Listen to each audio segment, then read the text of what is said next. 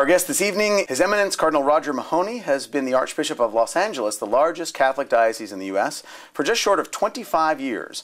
Born in Hollywood, not far from where we are right now, Cardinal Mahony is the fourth Archbishop of the LA Archdiocese, but the first native Angelino to shepherd its 5 million Catholics. For the U.S. Conference of Catholic Bishops, he has served on the Liturgy, Pro-Life, and Migration and Refugees Committees, and has also served the Vatican on the Pontifical Council for the Pastoral Care of Migrants and Itinerants. Welcome to the Busted Halo Show, Cardinal Roger Mahony. Good to be here. How are you? Good. Would it be fair to say, though, that one of your greatest passions is the issue of immigration reform in the United States? Absolutely. That would seem apparent to me. It actually goes back to my grammar school days. Oh, my goodness.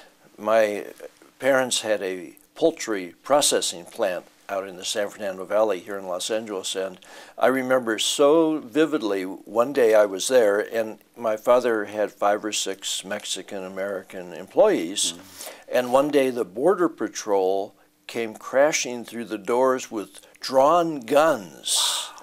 Wow. And I'll never forget that as long as I live. And of course, these were the nicest people. Sure, sure. Hardworking, great families, just so committed. And from that point on, I've always been interested in people who come here to help us, to work with us, to build up this country, and to be treated that way. And obviously a major controversial political issue now, perhaps even more than in recent years. A lot of legislation, a lot of polemics, certainly, particularly maybe more so in this region of the country, in the West and close to the border of Mexico. But it's by no means only Mexicans that we're talking about when we talk about immigration. We've done a special on BustedHalo.com called Busted Borders, where we had young adults actually use little flip video cameras and tell their story about, you know, why they're here and how they have to go and all that sort of thing. I guess I wonder if Catholics, some of our listeners would be saying, well, isn't that the realm of politics? What do we have to do with that as church?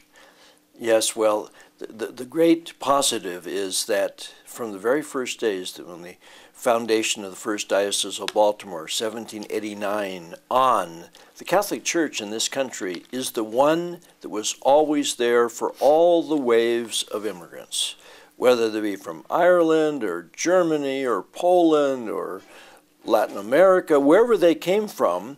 They were there to greet them and to make them feel at home, especially through their faith.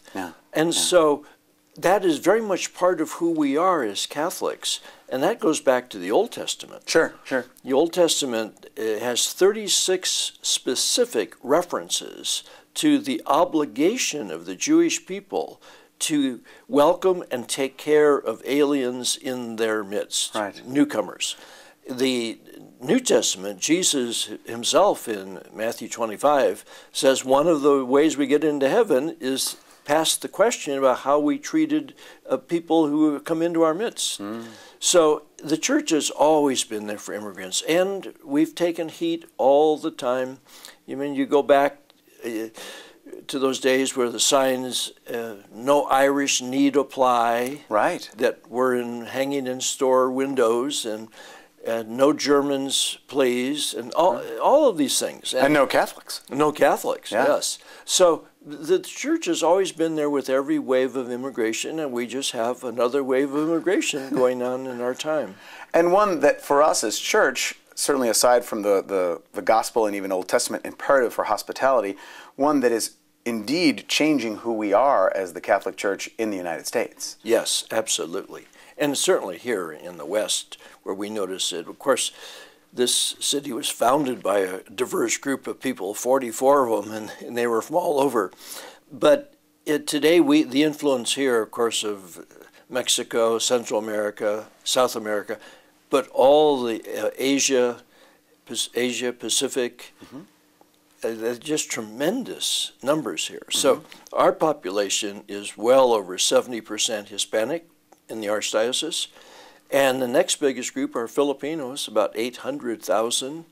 Lots of Vietnamese, lots of Korean Catholics, and then from all over Europe, Armenians, you name it, everywhere. Right.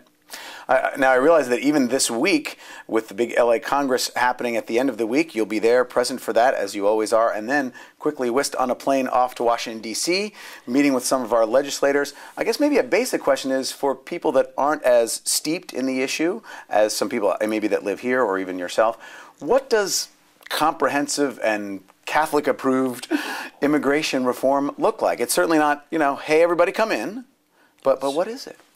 Well, probably best to say that we are concerned primarily because these are human beings who have a basic right to human rights and to justice.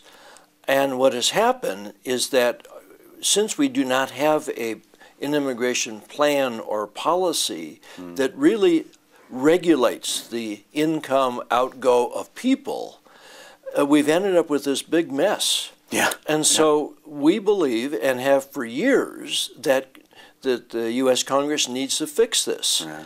And I say that at the border we have this big fence, and on the fence, about a block apart, are two different signs. One big sign says "Help Wanted," and the other sign says "No Trespassing." And we really try and have it both ways. And that's just crazy. We got to fix this.